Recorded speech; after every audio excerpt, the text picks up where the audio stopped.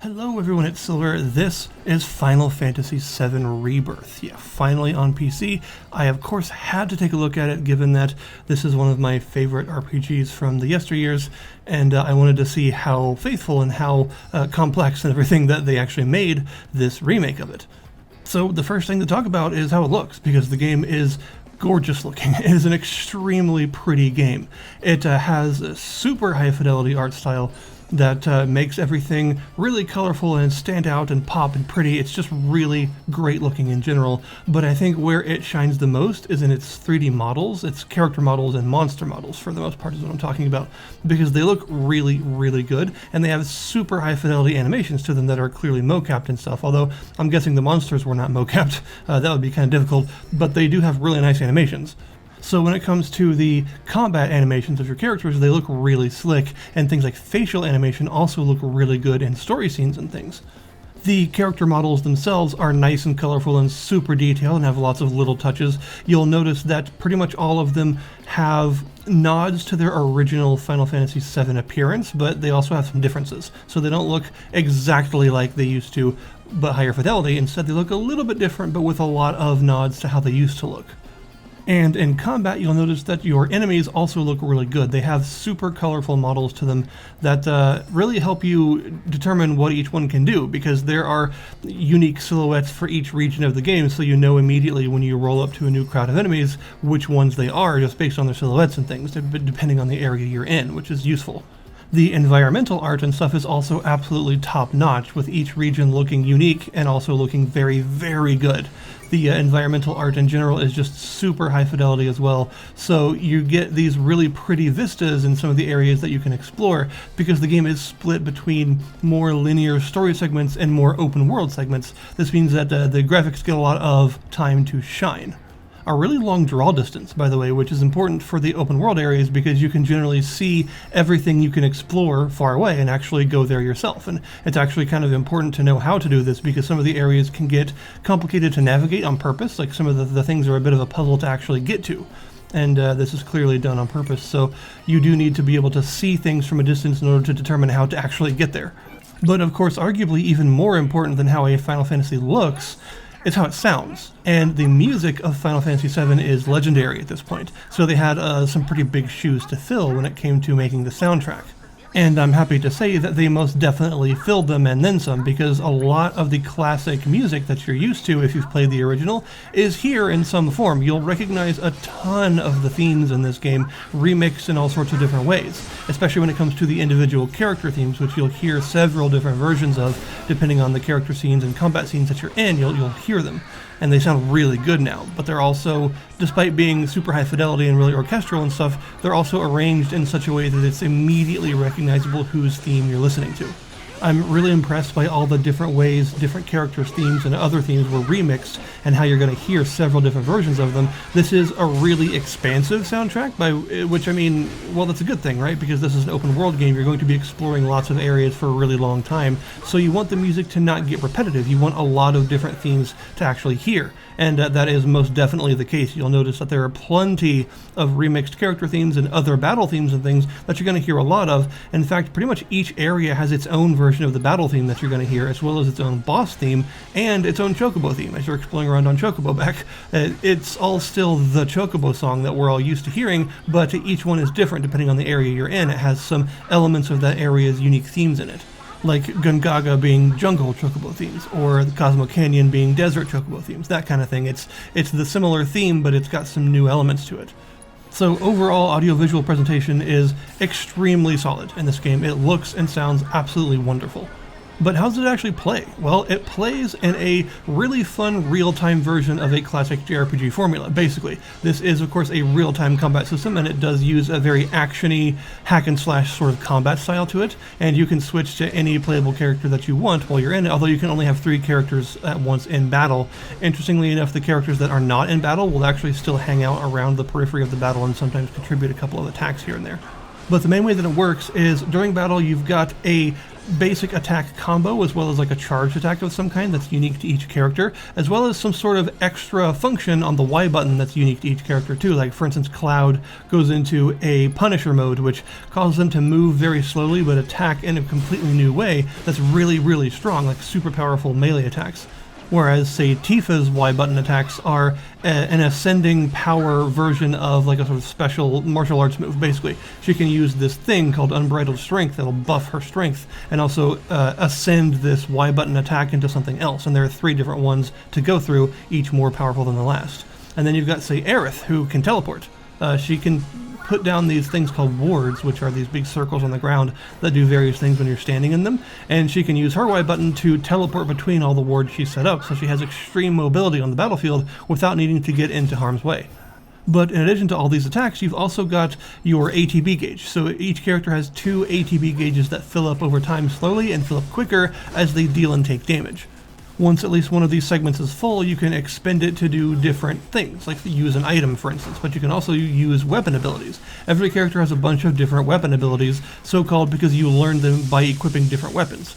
So in this case, weapons are not just stats, they also have a unique ability tied to them, so you want to equip each weapon at least once in order to learn its ability. Every weapon ability will also have some sort of proficiency bonus, something you can do with it, like an extra challenge, that will help you learn it faster. And then once you learn an ability, it detaches from that weapon and you can keep it for good.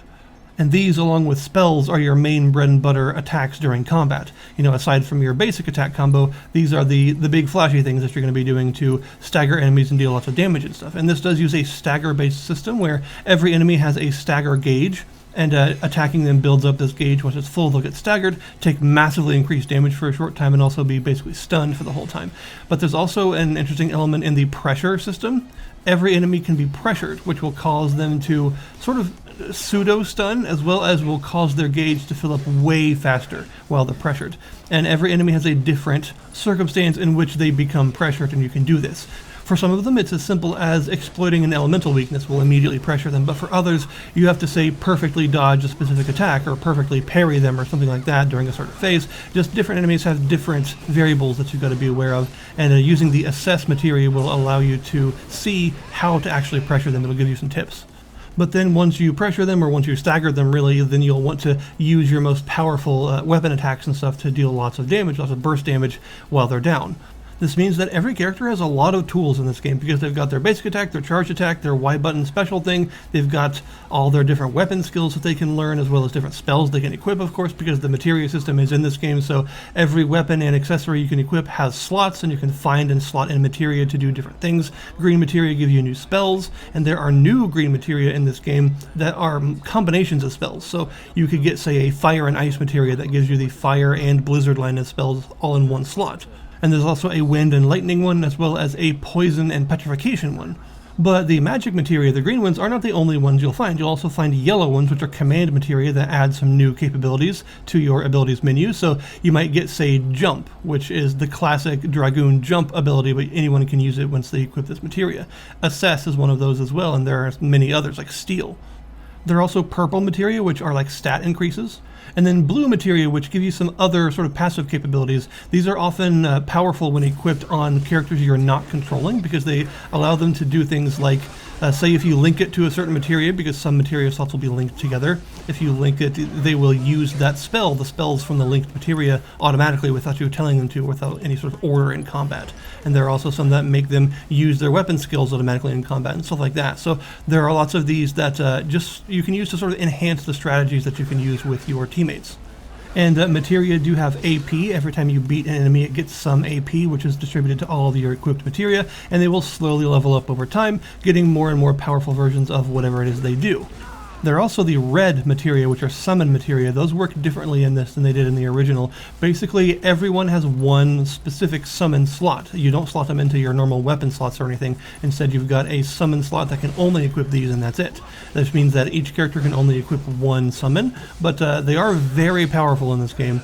Basically, once a certain thing happens in combat, a summon gauge will appear. Usually it's caused by staggering an enemy for the first time, although there are other things that can make it appear sometimes. And then once this summon gauge fills up, you can use 1 or 2 ATB depending on the summon in order to call them forth. And they will stay on the battlefield for quite some time and do various attacks. You can also gather up more ATB and spend it to order them to do some of their other signature attacks. And then eventually, once the summon gauge depletes, they will do their big, huge signature thing and then leave. There's also a new system in the synergy stuff, so there are synergy skills and synergy abilities, which confusingly are 2 different things. Synergy skills you can use by holding the guard button and then pressing the attack buttons, and you learn these on each character's skill tree, and they are basically like little team combo attacks.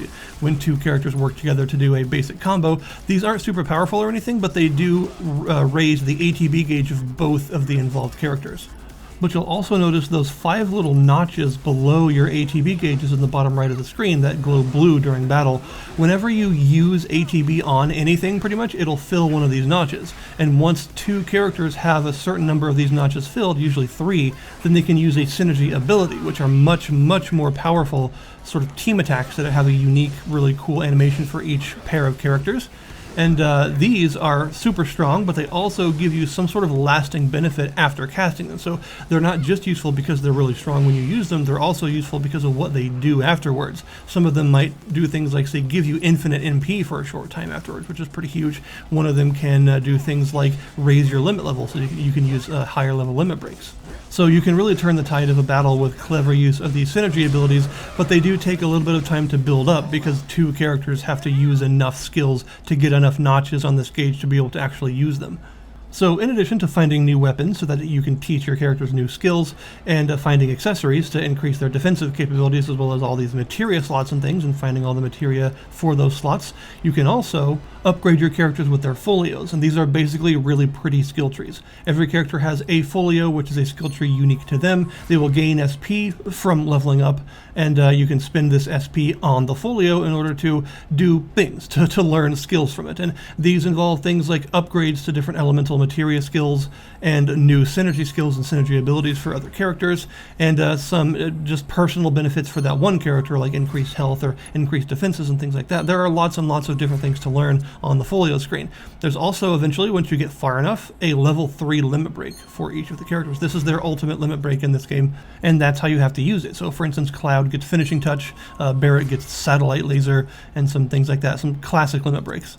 So basically, combat in this game is extremely involved. They've done a really good job of sort of improving the combat system as it was in the Final Fantasy VII Remake, the first part of this. And, this takes that and runs with it. It's got some better looking particle effects and stuff for some extra satisfying combat, as well as just a lot more skills and spells and stuff to learn. So it's like an expanded, improved version of that. Exploration is, of course, also very important, given that this is a sort of pseudo-open world game, by which I mean you will encounter really large open world areas separated by more linear sort of dungeon crawly areas that are more plot heavy in general. You'll go through these chapters that are a more linear dungeon crawl through an important and often memorable area from the original game, and then you'll open up into a big open area that you can explore at your own pace for a while before you eventually close it down and go on a more linear dungeon crawl again at the end. So that's sort of how the chapter structure of this game works. It alternates between big open world areas and sort of linear dungeon crawls. I personally think this is a really good way to do the structure of the game because it gives players a ton of freedom in these big open areas, but it also gives a really directed narrative experience when necessary. So the alternating between the two is actually, I think it serves the game really well, and it makes the structure of the game feel solid. It feels well paced. But during this exploration phase, when you're going to be moving around at your own pace and exploring and all that stuff, there's a lot of different things for you to find. So they've done a really good job of having a good variety, a really good diversity of content for you to actually come across in these big open areas. So for instance, there will be special themed battles that you can find. Usually are like 4 to 6 of them in an area, and these will be special versions of the monsters that you can normally find in that area, but these will have a different color palette, and some new capabilities will be a lot harder and often have a more specific way that you need to take them down. And then if you're able to defeat these themed battles, then you will get things like some extra rewards and some party experience. There is a party level in this game, and you get party experience that raises the level slowly, and this mostly determines the size of your skill trees. So as you level up the party level, then your skill trees will all expand in order to match. But fiend battles are not the only things to find. You can also find life springs, which you'll find these owls that eventually lead you to them. And these springs have a whole bunch of crafting materials around them, as well as a little minigame that you can do. The game is absolutely full of minigames, by the way.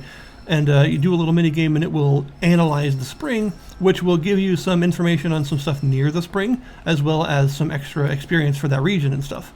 In addition to all of the rewards that you get from doing something, you will always also be getting some research points that you can bring back to Chadley, a returning character from the remake, who can use those points to create new materia for you, as well as create new battle simulator challenges that allow you to unlock even more new materia, and also get some stuff like enemy skills for your enemy skill materia and things like that. You can also, while exploring, find things like the summon crystals, because every area has a summon, and once you get to one of the new open world areas, you'll be able to take on the summon in the simulator whenever you want to in order to actually obtain their materia. But you might not want to do it at first, because they will start out extremely difficult, so only if you're really confident in your battle skills should you take them on at first. Instead, you want to walk around and find these little shrines, these colored crystals, that are relevant to each summon. There are going to be 3 in every open world area, and each one powers up, it levels up the materia, the summon materia, once you have it, but it also allows you to encounter a weaker version of that summon if you choose to do so. So if you're having trouble with one of the harder versions of a summon, you can find some of their crystals, weaken them, and fight them that way instead. But you want to find these crystals regardless, because they level up your summon, and the final crystal, the 3rd one, will give your summon some new activatable skills to use. As you're exploring around and getting life springs and fighting the fiend battles and stuff, you'll also eventually come across a sort of legendary fiend. There's one in each area, and these are like classic legendary Final Fantasy monsters, so things like a Great Malboro or a King Tonberry, things like that. Quetzalcoatl is in there. A Mind Flayer is one of them as well. So these are like really difficult world boss battles that you can choose to optionally explore to and counter. And these are just really fun but very difficult fights in general that give good rewards. And they also tend to give a unique material as a reward that can be used to craft certain unique accessories and things in the crafting system. There is a crafting system in this game. You'll get an item transmuter early on, and you'll be able to use it for the rest of the game in order to make stuff. So you'll find tons and tons of materials all around the place in the open world areas that you can gather and then use in this transmuter to create new stuff. As you create new stuff, you'll gain experience, and then this will update your crafting level, which will unlock new recipes, and you can just, continue to do this, continue to make new stuff, get more experience, make even shinier stuff, and so on. Also, another one of the things that you'll come across during your exploration are these chips, these transmuter chips. There are sections where you have to get on Chocobo back and sniff out these chips, and usually there are 2 or 3 of them in each area, and using these will get you new recipes in your transmuter. These can be really important because these can give you things like improved versions of that particular area's accessories. So the newest high-grade accessories that you're getting in that area, you can make an improved version of them, but only through crafting. You won't be able to buy these. There are also towers that you'll be able to find while exploring, which is of course an open world game specialty. And the towers are these big, obvious metal towers that sometimes have a bit of a puzzle in terms of how to actually get to the top of them. Some of them are really straightforward, some of them not so much, and require a bit more of a roundabout way of getting up there. But once you get up there, you can activate them, which will scan the area around the tower and show you any points of interest near it. There's also the proto-relics, by the way, and these are very different because these have a different sort of thing that you need to do for every single region. These aren't the same in any 2 regions at all. A proto-relic is a sort of powerful, interesting relic thing that may or may not be related to a certain recurring Final Fantasy screw-up named Gilgamesh, and you can get these proto-relics in each region, one in each region, by doing something, but it's different every time. You may have to find these cactuar statues and then do a big challenge battle against a whole bunch of cactuars. Or you may have to do the Fort Condor minigame, which is actually a board game in this version. Yeah, it's not a place that you physically go to. It is a board game that you play. You get sort of sucked in and digitized into little toy versions of yourselves and have to fight there. It's actually kind of fun. But yeah, there are all sorts of different proto-relic sort of mini-games or things that you've got to find. These are optional and they do get quite challenging, but they're usually really fun to find. Every region will also have its own chocobo that you'll need to find. Usually there is a minigame involving sneaking up to it very carefully. And once you're able to do that and you can tame it, then you can ride it around in that region. And every region has its own color chocobo with its own powers, its own sort of capabilities. Like, say, jungle chocobos that can bounce on big mushrooms and grind on vines and stuff. Or, say, canyon chocobos that can glide. And eventually in specific areas, you'll also get access to a car, sort of buggy thing that you can use for faster travel as well. And there are, of course, other areas you will eventually explore too that involve even more involved minigames and things like, for instance, the Gold Saucer. You do in fact go to the Gold Saucer in this game, and it is full of stuff to do, and you can even return to it later in order to do more of the minigames and stuff and get all sorts of prizes and things. So yeah, full-on Gold Saucer is available here. And I guess really the last thing to talk about is the story. Now, I'm not going to spoil anything for anyone because I don't want to do that, but I think pretty much everyone knows at this point that this is not a one-to-one remake of the original Final Fantasy VII's story. There are new elements in the story. This is basically its own continuity where some different things are happening. And it's pretty much immediately obvious, and this isn't really a spoiler because this happens like literally the second you start the game. Zack Fair is actually alive in one of the sort of continuities, and there seems to be some crazy world-ending stuff happening in the world that he's alive in, and Cloud is basically in a coma in that world. And then you have the actual main continuity of this game where you're playing as Cloud and adventuring through most of the steps that you went through in the original Final Fantasy VII, but in a bit of a different way. And there are also some expanded side characters and things like Cissnei, for instance, who you will know if you played certain side games, but she's in this and actually sort of relevant to part of the plot once you get to Gungaga. The Turks' roles have also been expanded to be a little bit more involved, and some of the other like Shinra execs and stuff, they have a bit more of a role in terms of boss fights and things. And there are also several entirely new plot elements that involve things that didn't happen at all in the original, like all those new whispers, the crazy ghost things that seem to be arbiters of fate and can sort of mess with people's memories and stuff, and want fate to happen in a very specific way and sort of take pains to try and ensure that it happens that way. Those are new. A new involvement of the weapons, by the way, that's also new. I mean, the weapons were in the original game, but the ones that are in this are not the same exactly. They are a bit of a different plot point. But it still hits a lot of the familiar things. You know, you go to the Mithril Mine, you go to Corel Prison, you do all that stuff that's still in this game. Even though the plot is a different plot, a sort of a different continuity, you still hit very familiar points. You go after Sephiroth, you go after Shinra, all that stuff is still here. The character development that your party gets is pretty amazing this time around. Everyone has many scenes in the limelight, even like characters that are, I'm not going to say comic relief exactly, but characters that are not quite as serious as the others. Like, for instance, Red 13 gets a lot more plot this time around, and he's awesome. Kate Sith is here. He pronounces his name like that, even though that's not how you say it. It's fine. I'm not even angry about it a little bit. But there's more plot in terms of when he joins and getting people to actually trust him and stuff, rather than him being like the silly comic relief cat. There's a little bit more to his character, which I appreciate, and also his voice acting is fantastic. The voice acting in general in this game is really, really solid stuff. You'll recognize several of the voice actors if you're a fan of JRPGs or anime. You'll hear familiar voices, but they're really well done in this game.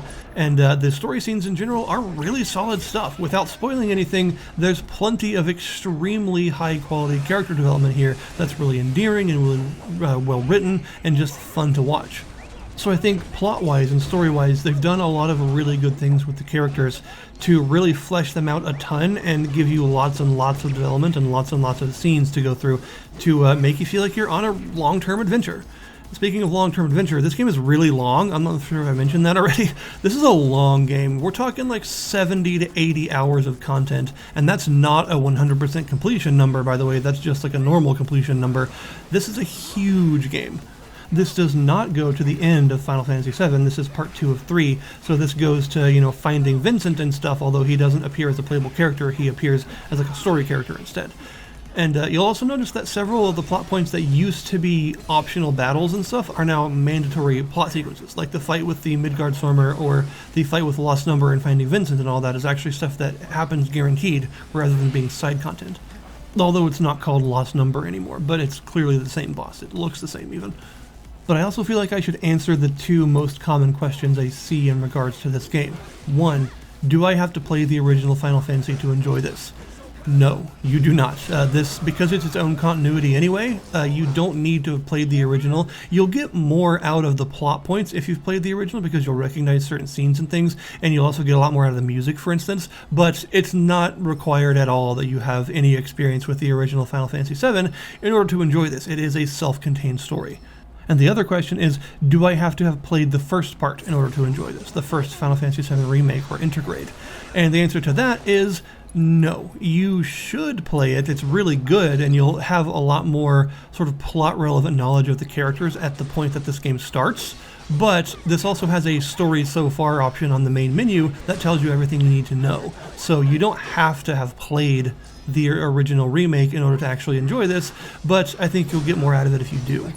So overall, personally, I absolutely adore Final Fantasy VII Rebirth. I completely understand its universal acclaim now and how well it was received when it came out on PS5. I think it is a phenomenal game that is a worthy remake of one of my favorite RPGs ever. So, you know, I feel like I have been judging it relatively harshly because of how much I remember and played the original, so the fact that it's impressed me this much tells me that I've really had a genuinely good time and am not just fooled by nostalgia. So yeah, fantastic RPG even for people that have no idea what a Final Fantasy is. It's still worth playing because it's just that good. So I'll put the link in the description below this video to the Steam store page for FF7 Rebirth if you guys wish to check it out yourselves. Thank you guys very much for watching, and I'll see you next time.